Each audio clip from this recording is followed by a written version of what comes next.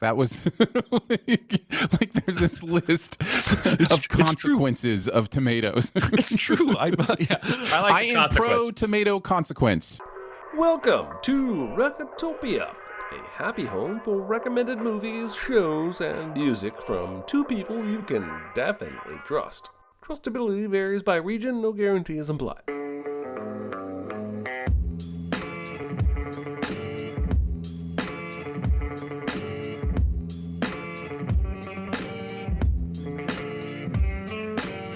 And now, here are your hosts, Aaron Dicer and Jeremy Scott. I'm glad it's you.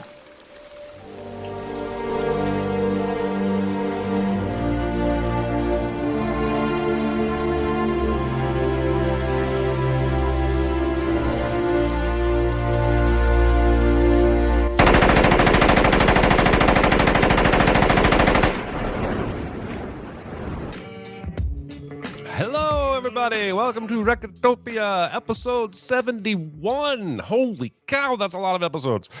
I'm Jeremy Scott, and my co-host today is... I'm Aaron Dicer. And we are going to talk about... Yeah, you were faster on the pickup. Road to Perdition is our big recommend today. I want to say a quick hello to everybody in the chat. Appreciate you coming out every show, but especially on days like today when we are recording and broadcasting on a different day than normal. And those of you that juggled your schedule to be here with us, it really means a lot. I'm excited to get into the big recommend, but as always, we're going to start with some small recommends. Aaron, did you bring any small recommends to the show today? Oh, did I? It's no big deal. Itty bitty living space. It's so small and light. It's small, it's tiny, it's petite, it's wee. I want to talk about Black Mirror. New season just dropped. It is one of my favorite things that we're still getting new Black Mirror for a couple of reasons. Number one, this show has consistently been the best anthology series ever.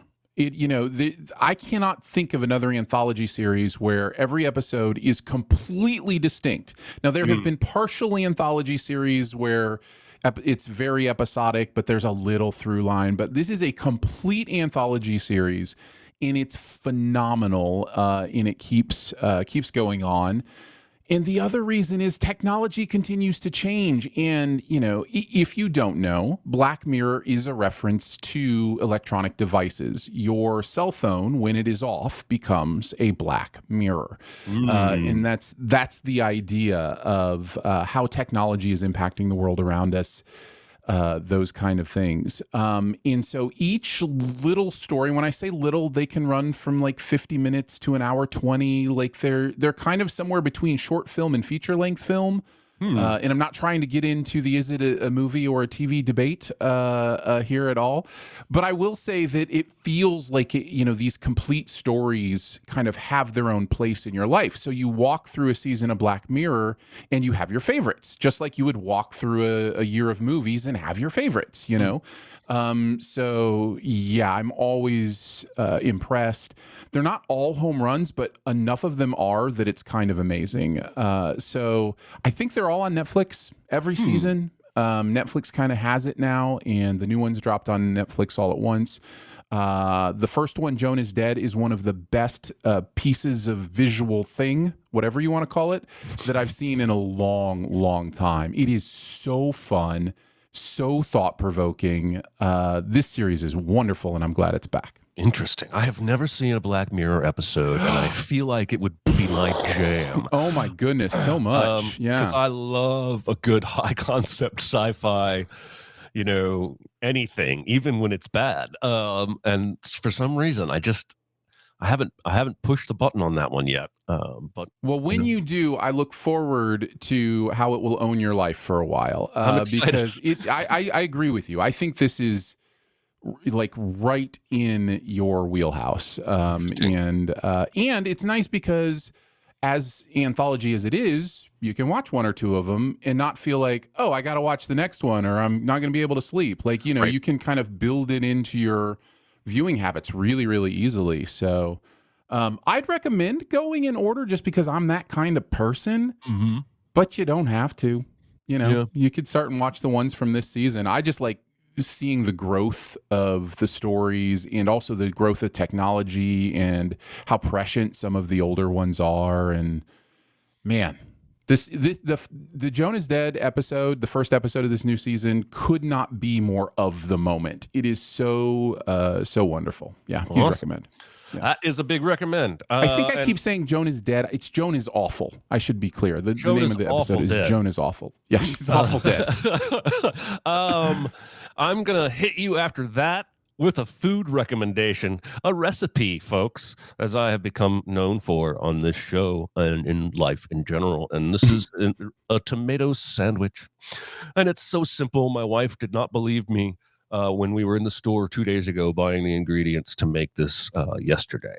We made it a week and a half ago. I stumbled on it through Reddit. Reddit really is kind of a gateway to a lot of things that end up in my life. And ended up on a video of this guy making in quotes, the tomato. And that's the sandwich that he had heard was really famous. So I followed his recipe. We used sourdough. I think he used regular bread. You butter the bread, you put it in a skillet so that it gets kind of like, the outside of a grilled cheese, right? Then you pull it off, flip it over, mayonnaise the crap out of the inside of that bread. All right? You guys are going to love this. Then you sprinkle sunflower seeds all over the mayonnaise, all over. Don't be hesitant with the sunflower seeds, all right? Then you take your tomatoes, specifically heirloom tomatoes, if you can find them.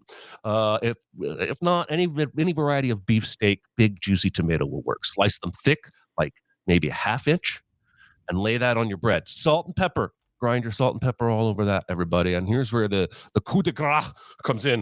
You want a handful of fresh dill. And it's okay to eat the dill stems. They actually have flavor and they're not bad for you or anything. And then you want a handful of basil leaves, fresh. And you pile those on top of the tomato. Then you put a lemon, squeeze it, lemon juice all over the whole sandwich, other piece of bread, go to town. I hate tomatoes, like straight. I like ketchup. I like tomato sauce. I like a lot of things tomatoes lead to. But just eating a tomato itself is not really something I enjoy. I don't like them on sandwiches. I don't like them in salads. And this was easy to eat because it was so flavorful. It's really that tomato, dill, basil, lemon juice that really makes that bang kind of pop flavor. I've never had anything quite like that. And my wife, almost 3 days later, was like, we got to make that again. And she says it's the best thing we've ever made. So that is my tomato sandwich recipe. The picture, if you're watching live or watching later on video, that is a literal picture of the tomato sandwich that I made that I've just described to you. And it's really, really tasty, really healthy. It's a great summer dish. So there you go. The tomato recipe that I stole off the internet. My favorite quote of that entire review of the sandwich was, I like the things tomatoes lead to. That was like there's this list of consequences of tomatoes. It's true. I am pro tomato consequence. Oh, yes. I don't like them in their native form, but I like the disruption that they produce. Yeah. Correct. You have a second small recommend this week, sir. Sure, absolutely. Got a chance to see the new Pixar movie, so I want to talk a little bit about Elemental. And I, of course, love Pixar. This is not a secret. But one of the things that made me fall in love with Pixar is how original and interesting and thought-provoking their stories are. And it makes me very, very happy that they haven't lost that. Yes, they do more sequels. When they started, in fact, they said they didn't want to do sequels, and then they did a sequel for their third movie. So, like, it was pretty quickly, they were like, oh yeah, financially it makes a lot of sense to do some sequels every once in a while. And their sequels, by and large, have been pretty good. But their original stuff is why I fell in love with them. So anytime there's an original Pixar, I'm always excited. I really like this movie. I don't want to give a lot away. It is about a world where the elements represent at least ethnicity, if not race, at least culture, if not race. Now that metaphor can get a little bit messy, as any discussion or philosophic, pondering about racial issues and those kind of things can. But I think it works really, really well. And so it follows this fire being who immigrates to a city that's not unlike New York City, but it was built by the water people, right? So it's very. I think in my review I used the phrase "wet privilege." You know, there's you can tell you can tell that everything is built for water people. So what's it like to be a fire person coming to a world that was built for water people? And it kind of explores that in a lot of really interesting and clever, funny and emotional ways. This is great tier Pixar. I don't know that it's transcendent tier Pixar, like where you think of those movies that just like are some of the best movies of all time, but it's definitely great tier Pixar, and I think worth a watch. So, Interesting. Now, I am not surprised that you liked a Pixar movie, but I have always appreciated your ability to see more of what's going on than I think the average film viewer would. Sure. In terms of themes and symbolism, stuff like that, and how that helps you appreciate a film that maybe doesn't get straight across the board A+ reviews. As with most Pixar movies, I will eventually watch this. And there's interesting discussion where I think it was Pete Docter was quoted a couple days ago in an interview as saying that the studio has trained people to not come out to the theater for these movies because of the way they did streaming in the pandemic. And I think that's a really fascinating conversation to have that we don't have time for today. But did you see that interview? Do you have any thoughts on that? I didn't see that interview. I am well aware that has been something going on there for a while. To know that Pete Docter is saying it, who basically runs Pixar now, like he's the guy in charge over there right now. That says something interesting to me, like that they're willing to voice the disappointment of how we've trained audiences. I don't think it's just a Pixar thing. I think when you look at the receipts of The Flash this weekend, or whatever movie, all the superhero movies are underperforming, and I think a lot of people are like, "Well, I'll watch it on Disney Plus in 2 months." Right? Like, everybody's like, "Is there superhero fatigue?" And there very well may be, but I mean, sure. I have gone to the movie theater twice since the pandemic, twice. And both times was a controlled environment where 3 times where no one else was going to be in there except handpicked people that I knew, because I don't have to. Like you said, I can wait a couple months. In some instances, I wait 2 weeks. It's on VOD. A lot of times, VOD to watch it at home. Yeah. That's a game changer for a guy like me with social anxiety and hearing issues. So, I mean, I just think I'm not alone. And I think that's a fascinating conversation that somebody out there should create a podcast and talk about that. Sure. My second small recommend is a 1998 film called Primary Colors. Now, if you were not paying attention to the pop culture or the news in the mid-90s, and the internet was a babe, so there was no social media, but there was a book that came out called Primary Colors about behind the scenes of the Bill Clinton presidential campaign, and it was written by Anonymous. We now know who it was, but it was a big deal at the time. Who wrote this book? Are these things true? Is Bill Clinton the womanizer we kind of already thought he was? And then after all the dust settled, they picked it up, optioned it, fictionalized everybody, and made it into a movie that I think is really insightful. Travolta is playing your Clinton stand-in. Emma Thompson is playing the Hillary stand-in. Kathy Bates steals the movie as a political consultant who literally believes her beliefs and doesn't just want to game the system and win. There's a brilliant scene where she's scolding the Clintons, the Stantons, they're called in this movie, and she's saying, we used to say, if we run on our ideas, we win because our ideas are better. We don't have to lie and cheat and steal. Billy Bob Thornton is in this movie. Adrian Lester is the main character. We're seeing almost all of this through his eyes. It's just a really, really biting. It still plays. It still plays today. Satire of media, politics, campaigning, and how quick people are to gloss over things that have been done to them for a little bit of money. It says a lot about humanity, this movie. Anyway, it's an 81 on Rotten Tomatoes. It doesn't look like it's streaming anywhere for free right now. I own it. That's how I was able to see it again recently. But Primary Colors, keep an eye out for it. If you've never seen it, I think it's really good. Very nice. Have you seen that movie?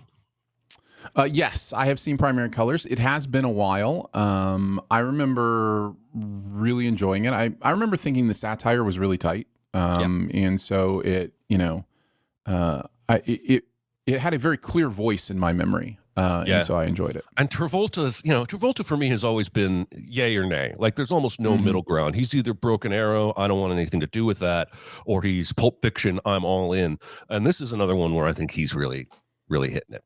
All right. It's now time for this week's Big Recommend. I'm fine.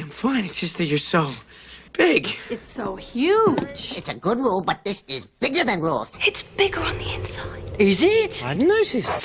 And this week, we're going to talk about Road to Perdition, a movie that is very near and dear to my heart. A movie that did not perform very well at the box. Performed well, but did not perform as well as expected, given the cast and the street cred, because you've got Sam Mendes coming off American Beauty, and he lands Paul Newman, Tom Hanks, Daniel Craig, and Jude Law for this movie. And it just is largely lost to time. And it's very frustrating to me because I think it is a masterpiece. It's based on a graphic novel, which I'm showing those of you who are watching the video right now that I own. It's a thick one, but it reads pretty quick because, as you can see, it's pretty small. There are shots in this movie ripped straight out of that graphic novel. And for people who are fans of the graphic novel, that's always fun. This movie opens in northern Illinois.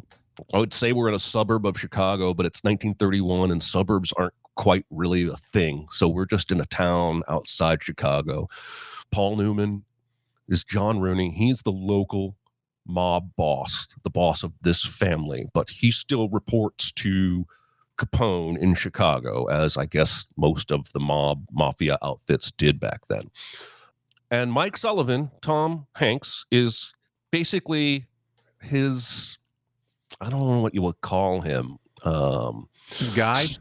Yeah, he's not his guy in the chair. He's like his guy with the gun. Yeah, guy with the gun, guy that gets stuff done, and as we'll see over time, kind of a surrogate son.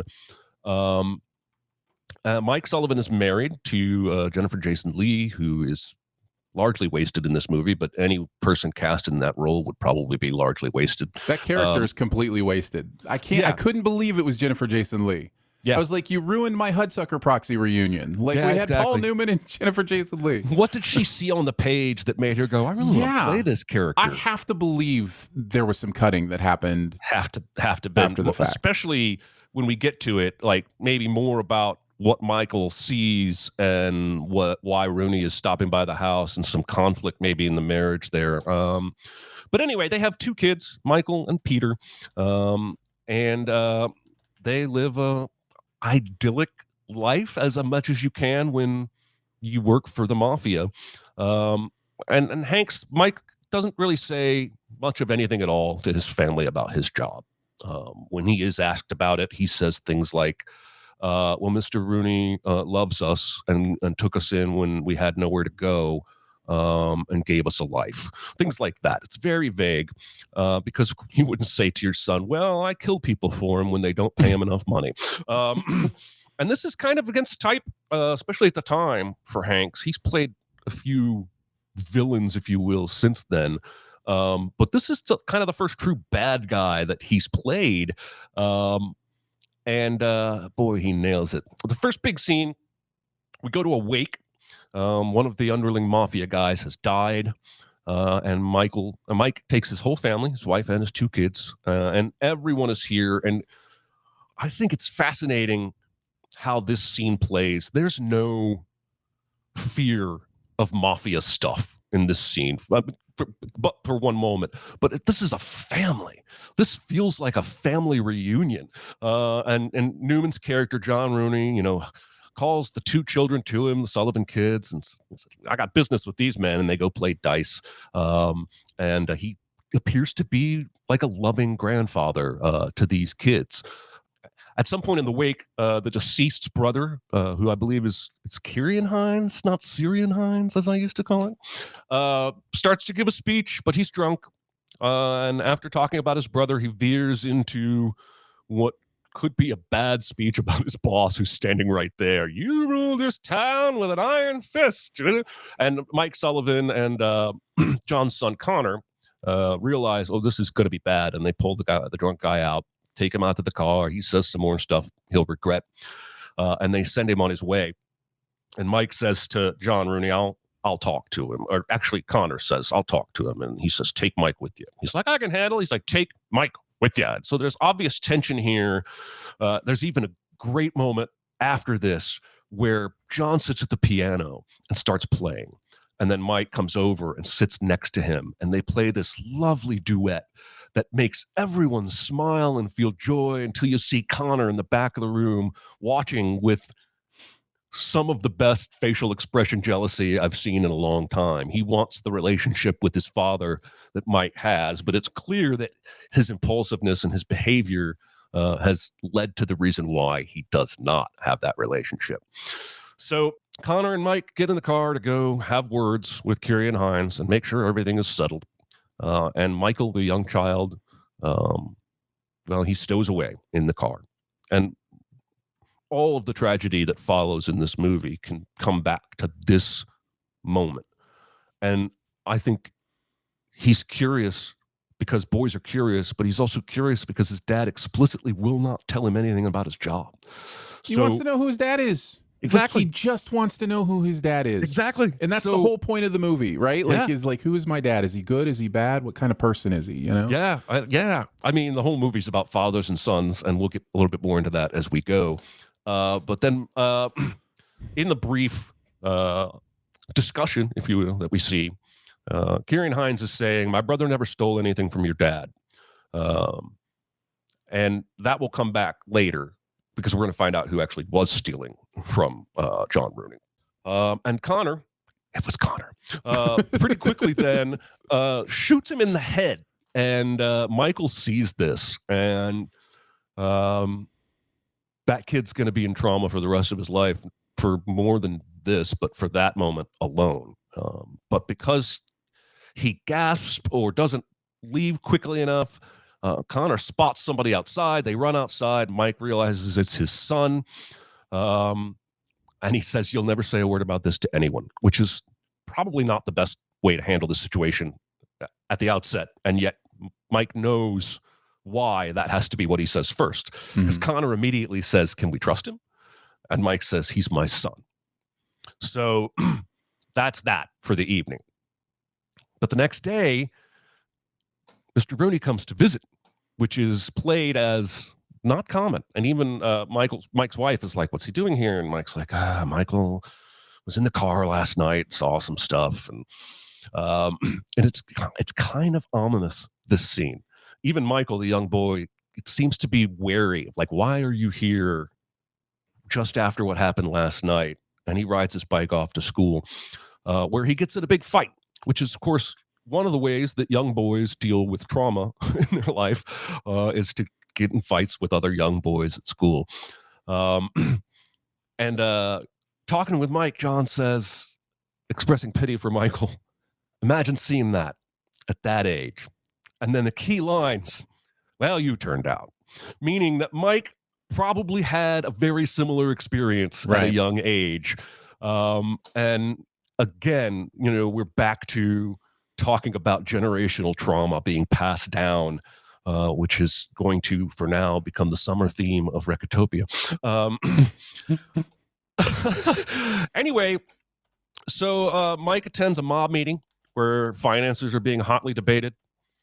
And then Paul Newman, John asks his son Connor to apologize. But Connor screws it up because he's Connor. And John humiliates him in front of the whole group before the meeting is over, further driving a wedge. And so they discuss a guy who's late, several guys who are late. Mike says, give me the names. I'll go get the money. So Mike goes to leave, and Connor comes running out with a note and says, hey, Dad said to give this to this dude who owns a club that owes money that you're going to go see. And there's no reason for Mike to look at this note. Mike never looks at these notes. That's not his job. His job is to deliver the notes. And so he, unfortunately, takes Connor at his word, goes to this club, and maybe my favorite scene in the entire movie happens. So good. The club owner has a gun. He knows this is a hitman coming and that he's late on money. He puts a magazine over the gun on the desk, and Mike comes in and hands the guy the note. Guy reads the note and it says, "Kill Sullivan and all debts are paid." And he has the best reaction. Like, it's wordless, but he's like bemused at first. And then he looks at it again. He looks up at Mike, looks over at his henchman, and Mike is now confused and on alert. But there's also thumping jazz coming from the next room over. And Mike sees the magazine slowly vibrate and expose the barrel of the gun and puts two and two together. One of the things about this movie I love the most is how smart it shows Mike to be, often without words. And he grabs the gun and kills both of those men before he himself can be killed. But now he's realized that the mob is after him. He doesn't know for sure that Connor is doing this on his own. For all he knows, Paul Newman is after him. So he races home. Well, Michael is late getting home from school because of that fight. He had to write on the chalkboard like Bart Simpson. So it was really a fortunate fight in the end. He comes home just in time to hear gunshots. And another cool scene, Mendes really has the visuals on lock in this movie, where he sees Connor inside the house and thinks that Connor can see him, but Connor can't. And then he starts adjusting his hair in what is now a glass mirror from inside the house because of the light. And Michael's able to hide. And then Connor leaves. And then Mike comes home, finds his wife and child murdered. Can I ask you a quick question based on the way you told that? I understood it maybe a little bit differently. Sure. Doesn't Connor see him on the porch? I feel like that the idea is that Connor thinks he killed Michael, and that Peter's the one on the porch. He doesn't need to worry about Peter. Well, now I'm going to have to Google after the show. I have always understood that to be him not seeing Michael. That's interesting. Michael thinks, I could be wrong sees too. me. But then there's that moment of, oh no, he's just adjusting his hair in the glass. I thought he was aware of him on the porch, and I don't remember why I thought that, but maybe that could just be something my mind did. So continue on. Anyways. Well, no, I think that's an interesting point. Maybe the chat will chime in and let us know. I do know he thought he killed Michael. That's clear in the through other statements in the rest of the movie. I believe so. Yes. Yeah. Anyway, okay, so here we are. Let's see. Okay, so Mike grabs Michael, and they take off. They leave. They don't even get to stay for the funeral because, hey, the mob killed your wife and kid. They're probably going to kill you too. So he does the only thing he can do in his mind, and he drives straight to Chicago, and he's going to see Mr. Nitti. You might as well be seeing Capone. Capone's not in the movie, but history tells us that Nitti was Capone's right-hand man, and this is Stanley Tucci giving a great performance, as he always does. But they make Mike wait for hours and hours before they finally let him in to see. And this is, I think, to allow John and Connor Rooney to get there, in part. They let Mike in. Mike says, hey, you got to help me out here. I'm a good worker. Give me a job. And they're like, hey, we can't get involved. We can't help you. And so Mike leaves, and it's implied that the heavies in the elevator are going to get him. And he slips out of the elevator at the last minute and goes and retrieves his son and takes off. But we see that Connor and John were both in the next room listening. And Connor is like, they're in the building. Let's take him out now. And Paul Newman, he loves Mike. He loves him more than he loves his own son. He does not want to kill him. But after Connor is dismissed, Nitti convinces him, this is the only choice. You have to do this. And he's like, and the kid? And Paul Newman's like, Jesus, no. Like, oh, no. And he's like, one day the kid becomes a man. You think he won't remember? And he's like, not the kid. And then, of course, Nitti, who is technically his boss, I believe, yes, does what he believes to be the right thing anyway.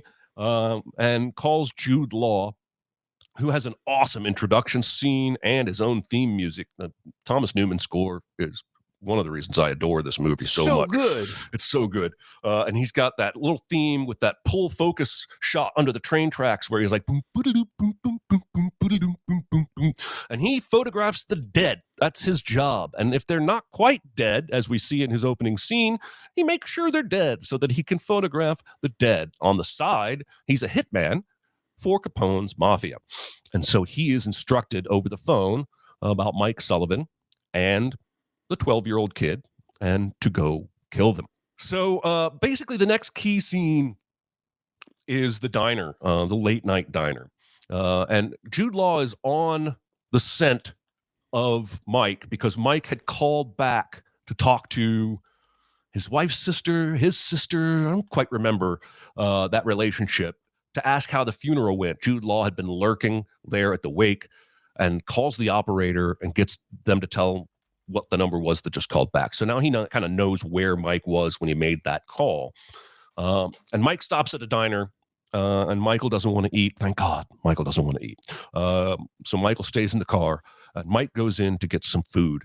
And I do wish, as an aside, that I had lived in an era of these roadside diners in the middle of farm country nowhere, like the one in Looper, where you can go in and get bacon and eggs or a greasy burger.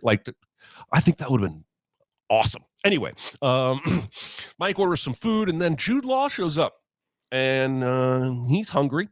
He pulls in, looks around, doesn't see Michael in the back of that car because Michael has fallen asleep, slumped down. Jude Law comes in, has an odd exchange with the waitress, and he's facing Mike Sullivan. And I don't know exactly the moment Mike figures out that this guy is here for him, but he does. And Jude Law is telling him the truth. I photographed the dead. Then he lies and says, I don't kill them. I just photograph them. I'm a freelancer. But Mike realizes this guy's no good and starts drinking from a flask. And then there's a bead of sweat that comes down his face that I'm convinced is stress. And Jude Law says, that stuff makes you sweat, huh? And he says, yeah, piss too. Where's the bathroom? And grabs a knife as he stands up. And Jude Law gets confused as a police officer leaves and comes back in. And he heard a car that he thought was the police officer leaving. But when the police officer comes back in, he turns and sees that Mike Sullivan is driving away. And he runs outside to find the knife in his own tire. And he starts shooting at the car. And then the cop comes out. Hey, buddy, what are you? He's dead. And of course, they get away because Jude Law has no tire. And now, for one of the few lighter moments of the film, he has to teach Michael how to drive stick, how to drive, period, because he decides to steal from Capone, and only Capone. The first time we see him go into a bank, he very clearly says to the guy, I only want the dirty money you're holding for Capone. If I read any headlines about some poor farmers losing their savings, I'm going to be very angry. And he walks outside, and the car is supposed to speed up and stop, but it just kind of like slowly inches into frame. And Tom Hanks is like, there's no rush. And then we see a series of robberies where he progressively gets a little better at the car driving, but not before either driving too far past or lurching the car. And it's a fun little father-son bonding montage. And then we get another fun scene at a diner where the kid says, when do I get my share? Can I have a share of the money? And Mike is like, how much do you want? And Michael says, $200. And Mike's like, deal, and keeps eating. And then after a couple seconds passes, Michael slowly realizes that was too easy. He goes, could I have had more? And Tom Hanks doesn't miss a beat. You'll never know, and keeps eating. And then we get to a really chaotic scene where he's going to the bookkeeper, and the bookkeeper is Dylan Baker. Am I getting that name right? I should have the IMDb up, but I don't. This is good radio. I'm pretty sure it's still in Baker. Anyway, Mike says, "Hey, if you see anything out here, you honk that horn, Michael." And Jude Law, unbeknownst to him, is across the street, keeping an eye on the bookkeeper's hotel room. And he eventually sees Mike in that suite and goes over, and we have a shootout that costs Jude Law about half of his face. And Mike himself is shot, goes outside, and the kid doesn't know what to do, but he drives to a farm with an old couple who, thank God, they're really nice people and not mafia informants. And they take them in and they help stitch up Michael's wound and nurse him back to health. There's a really, I think, tragic conversation in this part of the movie where Michael asks, "Why did you love Peter more than me?" And he's like, "Oh, I didn't. I loved you both the same." And he was like, "Well, you didn't treat us both the same." And I think it's a real realization for Mike's character in that moment that he probably has been harder on his oldest son than he was on his youngest, for a variety of reasons. But it starts a little bit more introspection for him, I think, and for the viewer. So once healed, they set out so that Mike can find John Rooney and talk to him, which he does. Finds him in a church, and we get my second favorite scene in the whole movie, where they have a very good conversation in the basement of the church, talking about morality and responsibility, and essentially neither one of them are going to heaven is the ultimate conclusion. John is just like, your hands are just as dirty as mine are. I believe the line is, "There are only murderers in this room." Yeah, like, yeah, exactly. Which is the prequel to Only Murders in the Building, but yeah, exactly. And so it's clear at this point there's not going to be resolution, and you even see this defeat on both men's faces. And then we get to what I really meant was my favorite scene in the movie, where John Rooney and his henchmen are walking through the rain at night out to their car, and it's eerily quiet and empty. And I love how they know something's wrong before they know what. And then the driver gets shot, and they're looking around, and then Tommy gun action out of the end of the alley. There's no score here. There's no audio. I mean, there's like, we're not hearing the rat-a-tat-tat-tat-tat-tat. We're just seeing silently as the bodies fall. And then the last one standing is John, and he says to Mike, "I'm glad it was you," which is sad. It's so sad, but he means it. He means it. At this point, if I have to die, I'm glad it's somebody I love who's killing me. And then he gets permission, finally, from Nitty, who reveals the location of Connor and goes and shoots Connor in the bathtub. Again, Mendes with the rad visuals of the mirror door banging against the wall and then creaking back to show us the aftermath of the shooting. And then they escape. They get to the beach house, the relative's beach house up in northern Indiana. I think this is probably like Indiana dunes before they were turned into like a state park or whatever.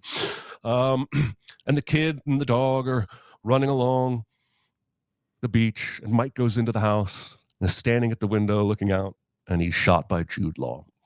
And Jude Law gets the camera ready as Mike lies dying, and he's shot by Michael, who has now completed the circle and become his father. And that's the end of the movie. And wait, no. Michael doesn't, young Michael doesn't shoot him. His dad shoots him. Oh, yeah, you're right. No. Okay. Yeah. No, you're right. Because he doesn't, the idea is that he saved his son from becoming him. He saved his son from becoming yes. I'm sorry. Yes. My notes, I wrote the notes too vaguely because there's Mike and Michael, and throughout this whole thing. So apologies, everybody. But no, I just thought for a second I had really misunderstood the end of this movie. Yes, sorry, everybody. Michael shoots Jude Law, but I still think, or Mike shoots Jude Law. Right. Michael, I still think his future is probably questionable. Well, and that's part of the beauty of the end of the movie is to consider if his dad taking that shot saved him from being a murderer, or if the entire situation, it was too late. If generational trauma is as unavoidable as the next wave on the sand of the ocean, That's what the movie is asking us to ask. And boy, do you know how I love a movie that asks us to ask questions after it's over. So, well, and it opens with a big question, maybe the movie's biggest question, where the kid is narrating and saying, "Some people say my dad was a good man who did some bad things. Some Right. people say there was no good in him at all." And then we go back to tell the story, and I think the kid sees good in his dad by the end. That's his conclusion. I think it's meant to be our conclusion too, that Mike certainly regrets having gotten into this life in the first place, and he certainly can't get out of it. But he does make good choices at the end, I think, at least in the view of his son. And he said, the chat is reminding me, Michael's narration says, "That's the last time I ever held a gun." And that's optimistic. That's one way. I mean, that's one way to murder people. It doesn't mean. That does not mean that he does not get caught up in also, life. I'm going to say his narration sounds like maybe the same year. So, like, he's got still got a lot of life ahead of him. He's going to grow. That actor, Tyler Hoechlin, is now Superman on Superman and Lois. Yeah, I know. I like the Flash. That's on in the Arrowverse. Okay, but specifically, Supergirl and the Flash shows had a lot of Tyler Hoechlin in them as Superman. And I was watching the movie again, and I was like, why all of a sudden does his face look familiar? And you can see it, like it's the same actor, and he's really good in this, especially for as young as he is. He has to put the movie on his back, really, and he doesn't get much dialogue because he's a 12-year-old boy dealing with trauma, and he's amazing. I saw him in something else a few years back about bodybuilders. He was playing one of the first bodybuilders, and he wasn't as good in that as I think he is in Road to Perdition, but I haven't seen the Superman stuff. But everyone here nails the performances. Let's hear any more of Aaron's thoughts now that we cleared up Jeremy's erroneous explanation of the ending. Well, I have to start off with an apology. An apology to those who really enjoy the audience questions at the end, because there's no possible way we're getting to them. I have way too much to say about this movie. We're probably going 3 hours without audience questions. This movie is brilliant, and you touched on many of the reasons why, and I'm going to touch on a few others. And by the end of it, I really feel like this movie goes to extra effort in every area of filmmaking you can. And what I mean by that is the motifs in this movie are next level. There's some stuff going on that connects water to death. From the moment we see the ice dripping into a bucket at the funeral, from that moment on, anytime there's a big death in the movie, it is connected not only to water, but the sounds of water in one way or another. Most notably so at the end with the waves crashing on the ocean as we're seeing what's going on. It's really just brilliant, subtle, almost subliminal kind of stuff. And there's something there about the idea of the persistence of water, the idea of how it just drips, but it's still doing something, and it keeps going, and drips become waves.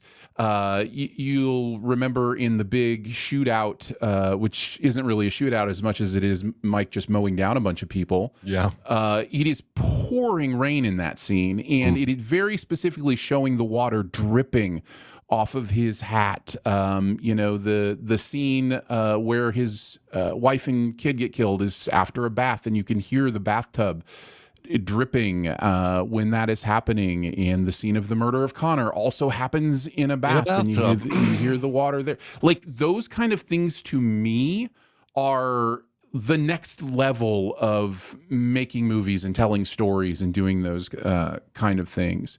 In the fact that water has this beautiful thematic place to play about persistence, also about cleansing. I don't think it's an accident that there are bathtubs involved in those scenes, because water is a cleanser in our lives. And the fact that that's a major theme in the movie. He walks into this completely pristine white room at the end that almost feels like heaven. even though the movie is going to tell us very clearly it's hell, which is what perdition means, by the way. Yes. It is the road to hell, and I don't think it's any accident that it looks like heaven when he walks in. And just stuff like that, I think are beautiful. Somebody in the chat mentioned how many two-handers there are in this movie, and how good every single one of them is in the tension involved. There's also this beautiful use of ambient sound during all of the big tension scenes. So, for instance, you mentioned how the cutting of the ambient sound during the mow down scene, which is really, really powerful. But if you look back at some of the other tension scenes, you've got a stock ticker that is loud and annoying and serves a plot purpose as well, because it keeps him from hearing his son honking the horn, which is also something we hear in that scene. And so the tension is built by almost this like jackhammer, kind of thing going on in that scene. And it's really, really powerful. The way that Mike, the father, is shot from Michael's point of view is so cool and powerful. The first time I noticed it was when he is peeping through at the first murders of when they go visit the guys after the funeral. And it's just his dad's legs, just like standing there. It's like this giant man has entered like he's Godzilla or something. And like the movie shoots him from Michael's perspective as this giant, and just kind of goes into how kids see their parents, specifically boys and fathers or whatever it might be, as these giants that they're trying to figure out, almost these creatures that they, are trying to understand. Compared to how he sees him at the very end, slumped on the floor. You know what I mean? Yes. Like he's not a giant anymore. Correct. And that is intentional. There are some shots from the back seat of the vehicle that are such an extreme up angle that it just looks like Tom Hanks' head is just the entirety of the screen. Like I love the way he shoots this movie. There's even just a tiny little, he's walking under the L in Chicago, and he uses just this very slight dolly zoom. The Hitchcock shot, the Vertigo shot, the Jaws shot, whatever you want to call it. But it's not how it's usually used, like to like really kind of, pull the background in the foreground. It's just a slight pulling of the background in the foreground. It's just, and it creates this like uneasiness instead of this drama. And it's just a really interesting use of that. I watch this movie, and every time I watch it, I pick up something new, whether it be the bathtub symmetry, that's going on here with the two deaths. It's just, there's always something that I'm going, man, that's really smart, and also serves the story. We haven't even talked about how efficient this movie is. This movie is so efficient. Like at the beginning, I'm sorry, I love this movie too much. I know I'm taking up all the time. I'm so glad to hear somebody else raving about it like this. The beginning of this movie, we get to where we're going so quickly, and yet we feel everything we need to feel, right? You mentioned the piano duet. It's this beautiful little thing that tells us almost everything we need to know about that relationship. He comes home, and they throw a few snowballs at each other, and then he hides his pipe as his dad pulls in, and we are learning so much in these little things about this family and how they relate to each other. It's just, I love how those little moments can do so much of the heavy lifting of the exposition, of the emotion, of everything we need to know. I really, really enjoy it. It's almost enough to make me forget how bad Daniel Craig's accent is. Almost enough to get over that. I don't have a problem with that so much. I mean, I think he's gotten a lot better. This is very early in his career. This is like pre-James Bond and all that. But yeah, I mean, I just love all the father-son stuff. There's like, he has a father-son relationship with Michael. He has a father-son relationship with John. John has a father-son relationship with Connor. And I feel like John and Mike's father-son relationship is the strongest in the movie, and they're not even related by blood. Well, you said something very interesting that I wanted to go back to. You said he loves Mike more than he loves Connor. And I think that's a really interesting discussion because it depends on how you see love.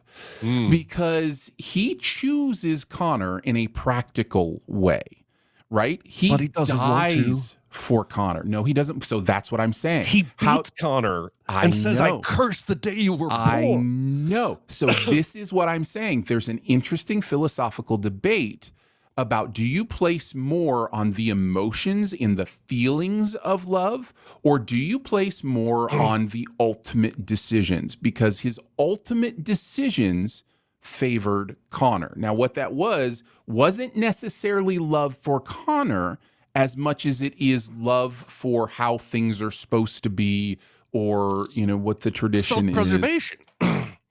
I think he chooses the mafia. If he, it's not self-preservation though, because if it was self-preservation, he could still be alive. He could have given up Connor and he'd be around. But Mike, I don't mean self. I mean my entity self, preserving the mafia, the lifestyle. I think if he makes the other choice, he's choosing. I don't know. I just feel like there's so much more implication if he were to choose Mike over Connor. And he just shows so much disdain for Connor the whole movie. It just feels to me, again, 10 years from now, I may have a completely different understanding of love. I feel like love is shown in everyday interactions as well as decisions we make. He doesn't show Connor any love personally that we see, but he shows Mike plenty. And so that's why I think he loves Mike. Notice I did not say he doesn't love Connor. Just that he loves Mike more than he loves Connor. Because Mike was everything that the mob boss's son is supposed to be. And the real son is everything on the opposite end of that spectrum. I think by the end of the movie, the relationship between Mike and Michael has improved dramatically. A lot of that just comes from what they've been through, as well as Michael having to grow up 10 extra years in the span of a week or two. But overall, I feel like John and Mike had the strongest father-son relationship in the movie.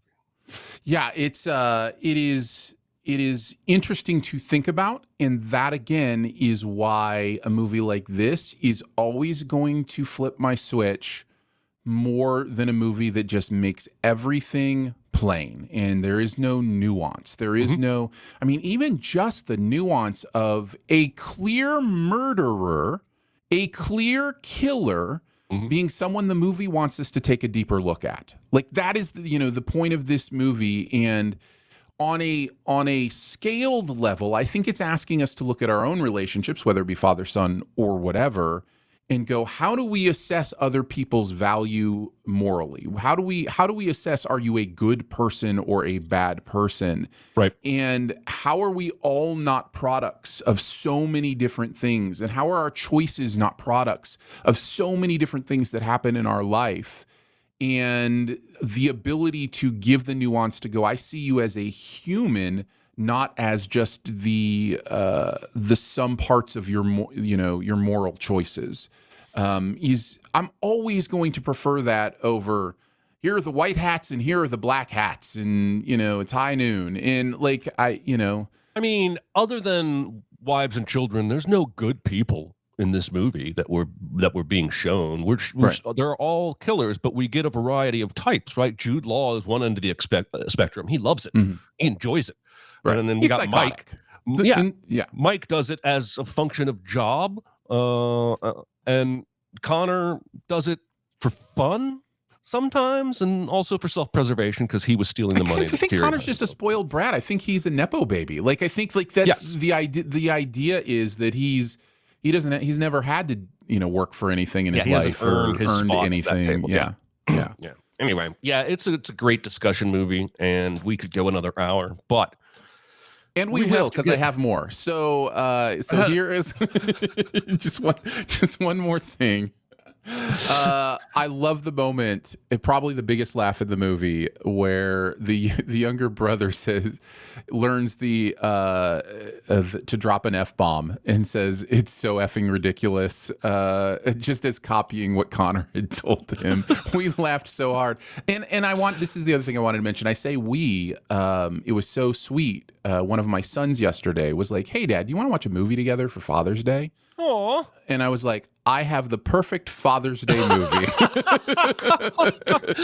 That's awesome. Yeah, and somebody had said in the chat earlier if we had picked this because of Father's Day, and no, that was just a happy accident that this movie happens to be all about fathers. And Yeah.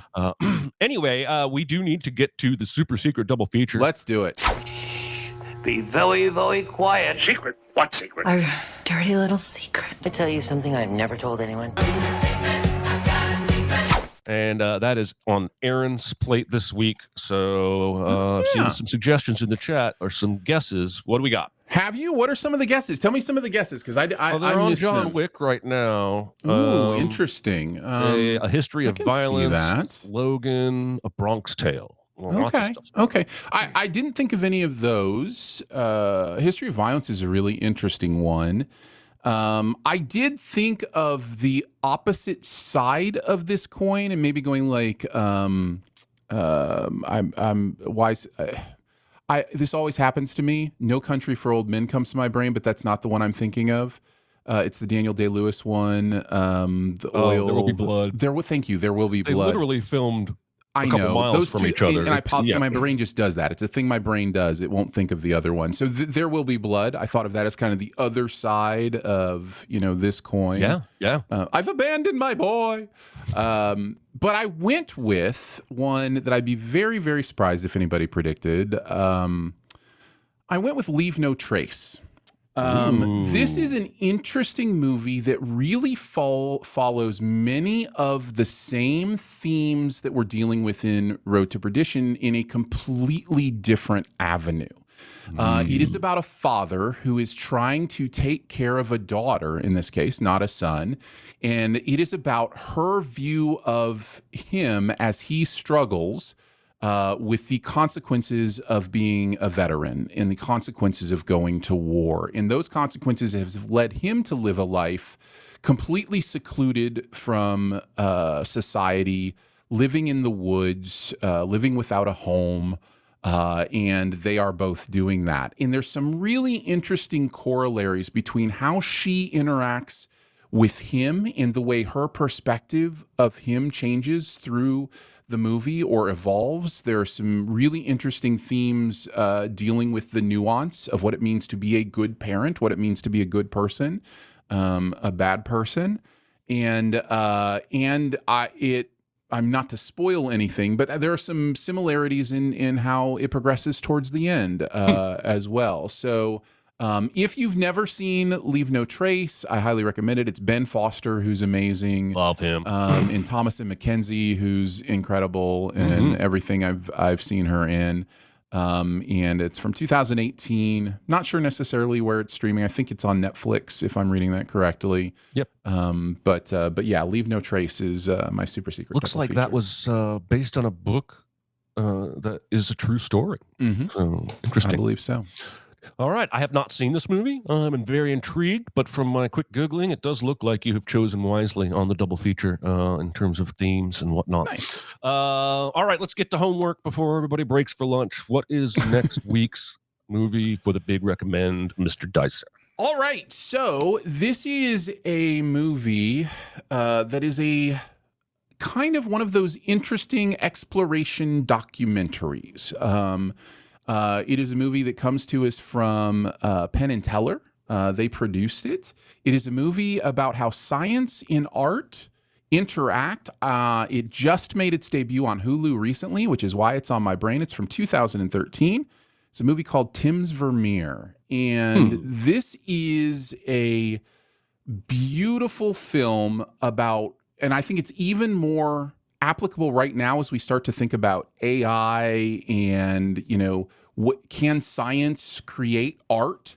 This movie very specifically asks that question, and the answers it gives I find very, very interesting. To sum up the plot, just kind of what you're in store for. A man tries to determine if Vermeer, the famous painter, may have used technology to paint instead of just painting with his eyes. And so that's kind of the baseline. It goes from there. And I think you'll really, really enjoy it. So that I is had a friend that several years ago figured out how to plug a bunch of Excel spreadsheet numbers into a formula that created tones.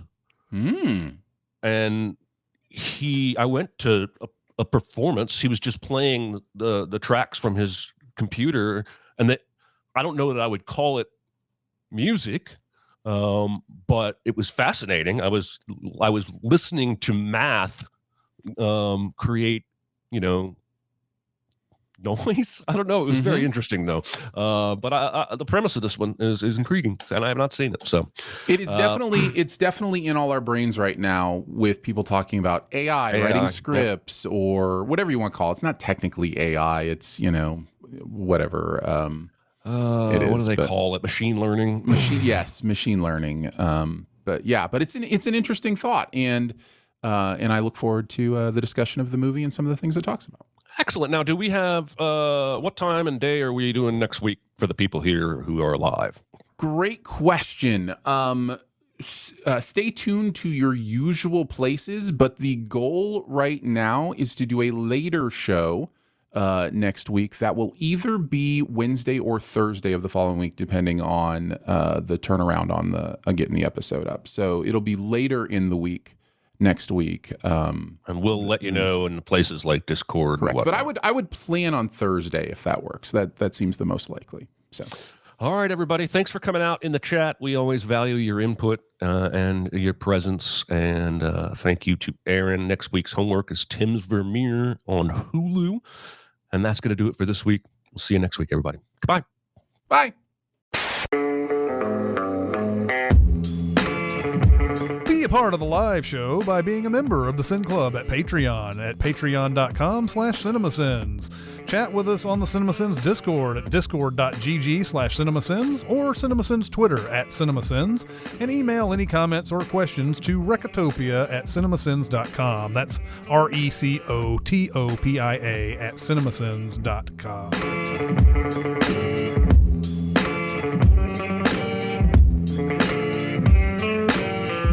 Howdy. Oh, shit. Where do you think if superheroes were real, like what would be the cutoff for like city needs a superhero? Like what's the populate? Like what city is it that's just like right on the border? Yeah, and wouldn't you see like a decreasing power the smaller your city, right? So like Green Bay probably has a superhero, but his power is probably like really good memory. Like, you know what I mean?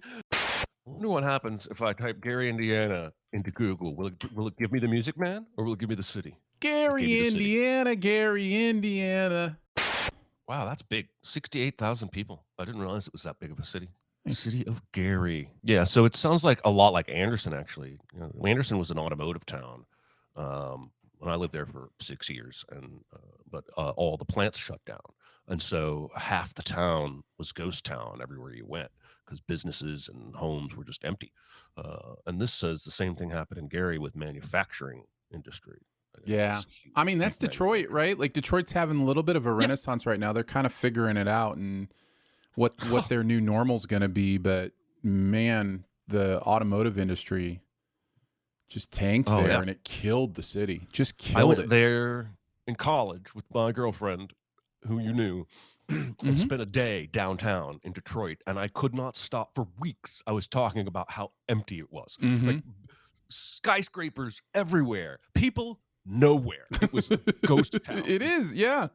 I mean, we went to Detroit when I was in 6th grade. We took a class trip to Detroit. We went to a Tigers game at the old Tigers Stadium, which was I remember that felt massive. I don't know if it really was that big, but it felt It was a big stadium. It was also a terrible stadium, but it was a big stadium. It was empty. We sat in the left field bleachers and heckled Kirk Gibson the whole game. But it was a lot more vibrant of a city then than 15 years later when I would go in college. I like how our outtakes are always. I mean, you never know what you're going to get. Not to Forrest Gump it, but we might be talking about deep political discourse or the slow decay of cities after an industry leaves it behind. Well, even as of recently, you've got Barbarian, right? Like the movie Barbarian is basically about how abandoned Detroit is, and it's a Detroit movie. Like, there's some Detroit commentary in there, but yeah, it's wild how the exodus went from that area. And Michigan in general, people just like, if I'm not going to make money here, I'm certainly not going to live in the cold. Listen, I'm a Michigan guy. Like I was born and raised there, right? Like I live and breathe that state in many ways. But I don't like the cold. If transporter technology existed or teleportation existed, I'd spend a lot of time in areas like Michigan, specifically during the summer. Michigan summers are the best. Like, it's in the 70s, it's sunny, it's, the beautiful lakes. Like it's a really beautiful area. But for, 9 months out of the year, it's nigh unlivable.